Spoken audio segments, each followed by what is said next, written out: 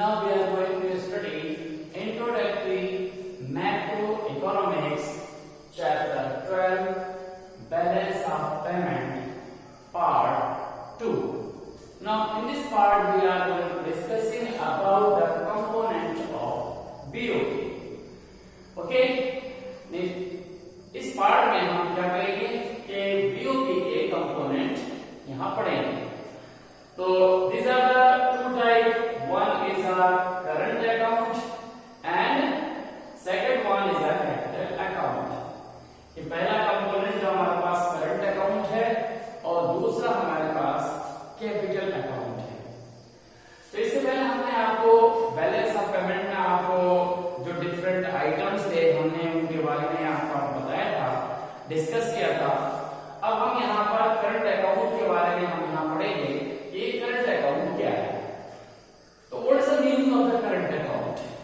देखिए current account का meaning आप ऐसे समझ सकते हैं कि कंट्री के बीच में यानी कि between the domestic and the rest of world, जो डोमेस्टिक कंट्री है उसके और जो रेस्ट ऑफ वर्ल्ड कंट्री है उनके बीच में जो इकोनॉमिक ट्रांजैक्शंस होते हैं, जो कि एसेट्स या फिर जो आपके लायबिलिटीज पर इफेक्ट नहीं डालते हैं, हम उन्हें करंट अकाउंट में इंक्लूड करते हैं.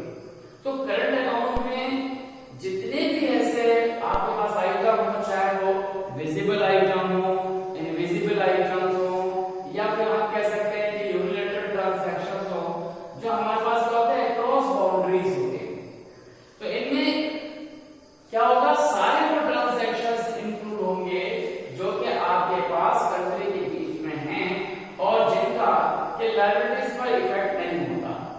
तो ऐसे सारे ट्रांजैक्शंस जिनमें आपके पास क्या है, अगर हम बात करें तो इसमें आपके पास जो विजिबल आइटम है इनकी बात हो सकती है कि जो हमारे पास क्या है, जो विजिबल आइटम है, विजिबल आइटम, और इनमें हमारे पास सारे जितने भी ऐसे आइटम्स हैं जिन्हें हम क्या बोलते हैं, टेंजेबल आइटम्स. टेंजेबल आइटम्स कौन से होते हैं कि जो केवल क्या होते हैं, ट्रेडिंग के लिए होते हैं.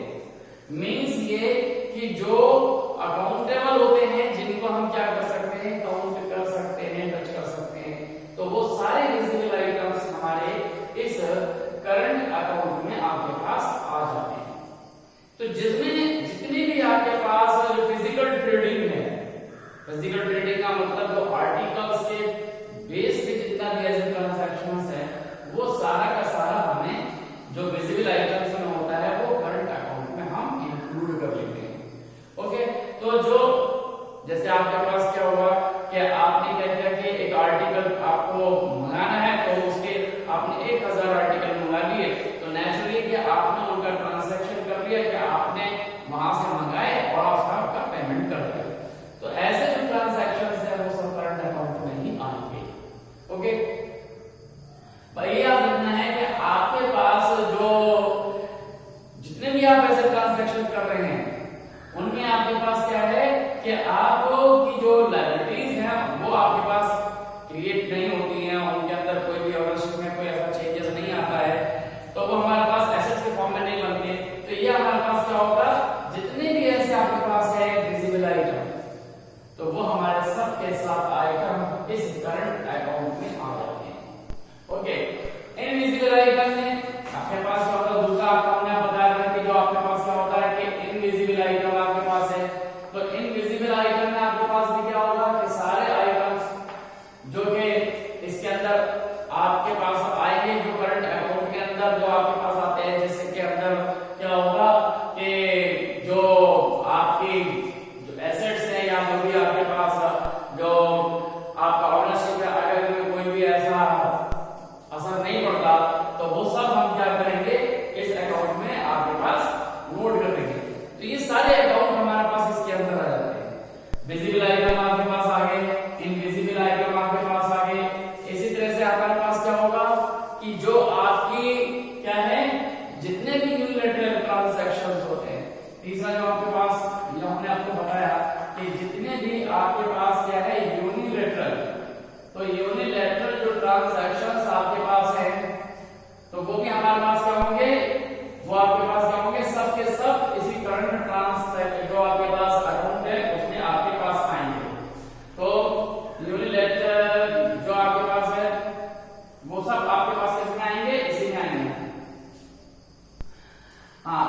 आपके पास यूनिलैटरल ट्रांजैक्शंस सब हमारे किसमें आ जाएंगे, करंट अकाउंट में आ जाते हैं। तो ये सब हमारे पास आएंगे। इसमें आपके पास क्या हो जाते हैं वो हम आपको बता चुके हैं कि इसमें आपके पास क्या आते हैं, गिफ्टेड जितने भी आते हैं, चैरिटीज है, सब जितनी भी इसमें आती है, रेफरेंसेस हैं जितनी भी इसमें आती हैं, वो सब के सब हमारे जितने भी ये अकाउंट हैं, ये जितने भी हमारे पास आइटम्स हैं, ये सब हमारे पास इसमें आएंगे, करंट अकाउंट में आपके पास आ जाते हैं। ओके, तो ये सारे आपके पास याद रखने, आपके पास के करंट अकाउंट में आपके पास क्या होगा, केवल ट्रांसफर होता है एक कंट्री से दूसरी कंट्री के बीच में। ओके, ये ट्रांजैक्शन ऐसा आपके पास ट्रांजैक्शंस है जो आपके पास क्या है, एसेट्स को ना तो क्रिएट करता है और ना उसको कैश आउट होता है। तो इस तरह के हमारे पास जितने भी ऐसे ट्रांजैक्शन होंगे करंट अकाउंट में आपके पास आ जाएंगे। अब दूसरा हमारे पास आता है जिसे हम बोलते हैं, ये आपके पास है कैपिटल अकाउंट। अब कैपिटल अकाउंट क्या होता है, तो याद रखना है कि कैपिटल अकाउंट वो सारे अकाउंट हैं, कौन से अकाउंट हैं, सारे अकाउंट हैं जिनके बेस पर आपके कंट्री में हम क्या कहते हैं, जो दो कंट्री है, डोमेस्टिक कंट्री और जो रेस्ट ऑफ वर्ल्ड है, इनके बीच में कोई भी ऑनरशिप चेंज होती है, यानी कैपिटल ट्रांसफर होता है। ऑनरशिप से जब आपके पास लेट आपके पास कॉन्सेप्ट हो जाता है, तो वो आपके पास क्या हो जाएगा, ये आपके पास कैपिटल अकाउंट में आ जाएगा। ओके, तो वो सारे के सारे हमारे क्या होंगे, सब कैपिटल अकाउंट में होंगे। जैसे यहाँ विजिबल में आपका ऑनरशिप से या कैपिटल ट्रांसफर से कोई मतलब नहीं था, यहाँ पर आपके पास जो यहाँ पर जो फैक्टर पेमेंट है उनकी बात कर सकते हैं, नॉन फैक्टर पेमेंट है उनकी भी हम बात कर सकते हैं। यहाँ पर ये जो हमारे पास जो हमारे पास कैपिटल ट्रांसफर जो हमारे पास आता है, जो कैपिटल अकाउंट है, इसमें कैपिटल ट्रांसफर होते हैं। तो कैपिटल ट्रांसफर का मतलब है कि जो आपके एसेट्स को क्रिएट कर देते हैं, जो ऑनरशिप को ट्रांसफर करते हैं, वो हमारे पास आ जाएंगे, सारे कैपिटल अकाउंट में आपके पास आ जाते हैं।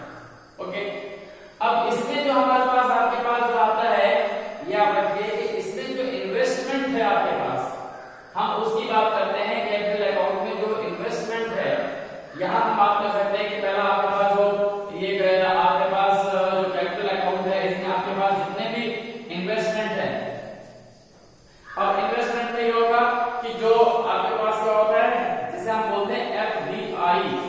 ये देखें एफडीआई,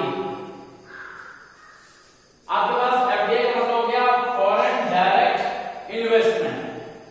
अब ये फॉरेन डायरेक्ट इन्वेस्टमेंट क्या होता है, जब हम इसकी बात करते हैं फॉरेन डायरेक्ट इन्वेस्टमेंट की, तो याद रखिए कि इसका मतलब ये है कि कोई भी पर्सन क्या करता है, दूसरी कंट्री में, यानी एक कंट्री का जो इन्वेस्टर है अगर दूसरी कंट्री में क्या करता है कि वो इन्वेस्टमेंट करता है, या मान लीजिए कि बाहर से कोई व्यक्ति आ रहा है और वो यहाँ आकर क्या करता है, इन्वेस्टमेंट करता है, तो वो आपके पास क्या होगा, कैपिटल अकाउंट में होगा, क्योंकि यहाँ पर जो है वो ऑनरशिप उस कंट्री के पास है। मीन ये कि बाहर से कोई व्यक्ति आता है और सारा जो इन्वेस्टमेंट है यहाँ पर इंडस्ट्री लगाता है, यहाँ फैक्ट्री लगाता है, तो वो क्या करेगा, वो इन्वेस्टमेंट करता है। तो अगर वो इन्वेस्टमेंट करता है यहाँ पर, तो वो क्या होगा, फॉरेन डायरेक्ट इन्वेस्टमेंट कहलाएगा। तो इस तरह से हमारे पास क्या हो जाएगा, ये जो एफडीआई है, एफडीआई हमारे पास टोटल क्या है, कैपिटल अकाउंट का आपके पास ये क्या होगा, एक पार्ट है, जो एग्जांपल इसके अंदर एफडीआई आप कह सकते हैं इसके अंदर। इसी तरह से आपके पास क्या है, आप दूसरा इसके अंदर आप लगा सकते हैं कि ये आपके पास दूसरा जो पॉइंट है जिसे हम बोलते हैं एफआईआई, ये आपके पास एफआईआई कहलाता है। अब ये क्या होता है, फॉरेन इंस्टीट्यूशनल इन्वेस्टमेंट, ये आपके पास क्या है, एफआईआई। एफडीआई आपको समझ में आ गया कि ये है फॉरेन डायरेक्ट इन्वेस्टमेंट, और ये हमारे पास है फॉरेन इंस्टीट्यूशनल इन्वेस्टमेंट। इसमें क्या होता है, ऑनरशिप जो है व्यक्ति के, जो व्यक्ति इन्वेस्टमेंट करता है उसके पास होती है, और यहाँ पर जो है उसके पास ऑनरशिप नहीं आती, लेकिन क्या होता है कि वो एज ए मतलब ऑनरशिप मतलब पार्टनरशिप होती है। यहाँ पर जो है आप कह सकते हैं कि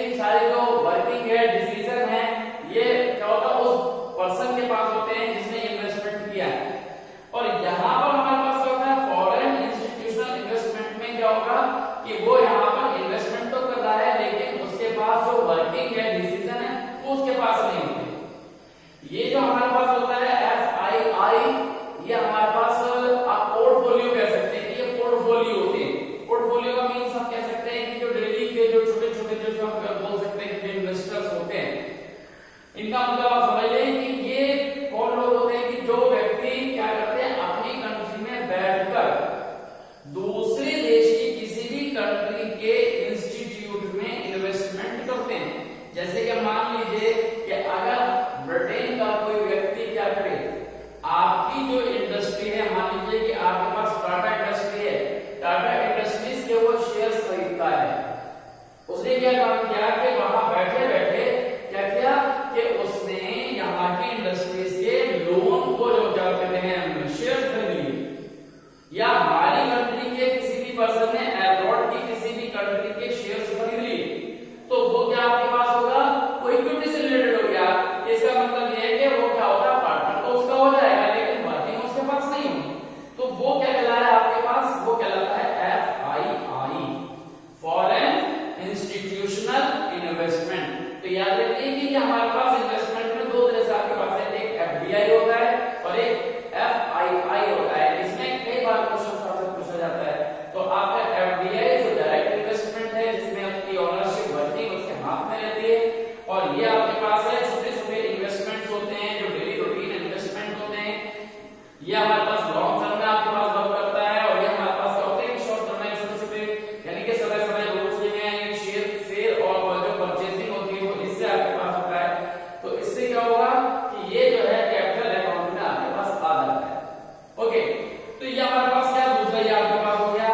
अब आपके पास एक और आपके पास है जिसे हम बोल देते हैं, ये आपके पास क्या है, इसमें आपके पास है लोन। ये आपके पास हम बोल सकते हैं कि जो इंटरनेशनल लोन है वो भी आपके पास कैपिटल अकाउंट का पार्ट होते हैं। क्यों? क्योंकि ये भी आपकी जो है लायबिलिटी से रिलेटेड होते हैं और ये आपके पास उससे असर होता है, तो ये हमारे पास क्या हो जाएगा, ये भी कैपिटल अकाउंट में आपके पास आ जाता है। ओके, तो इस तरह से हमारे पास क्या होगा कि ये जो कैपिटल अकाउंट है हमेशा आपके किससे लायबिलिटी और एसेट से रिलेटेड रहता है। इसी तरह से हमारे पास क्या होता है, अगर हम और एक बात कह सकते हैं कि जो हमारे पास जो दूसरी कंट्रीज हैं उनके अंदर हम कह सकते हैं कि बहुत सी इकोनॉमिक एक्टिविटीज होती हैं जो कि हमारे पास कैपिटल अकाउंट में आ जाती हैं, और जो हमारे पास सेल और परचेज जो डायरेक्टली आपके पास आता है वो सब आपके पास करंट अकाउंट में आपके पास आ जाती है। ओके, तो ये आपके पास यहाँ लोन भी हमारे पास आएंगे, FII भी इसी में आ जाएगा जो कैपिटल अकाउंट है, और FDI भी हमारे पास इसी में आ जाएगा। तो और भी आपके पास एग्जांपल आपके पास हो सकते हैं कि जैसे मान लीजिए कि अगर आपकी कंट्री मतलब यहाँ का कोई पर्सन है और वो क्या करता है, अपनी जो एक इंडस्ट्रीज है जो अब्रॉड में है उसको वो सेल आउट कर दे।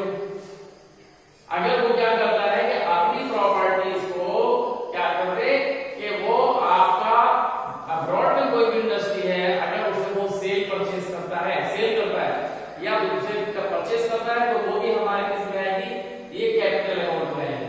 जैसे मान लीजिए कि आपके अमेरिका में, आप अमेरिका में हैं और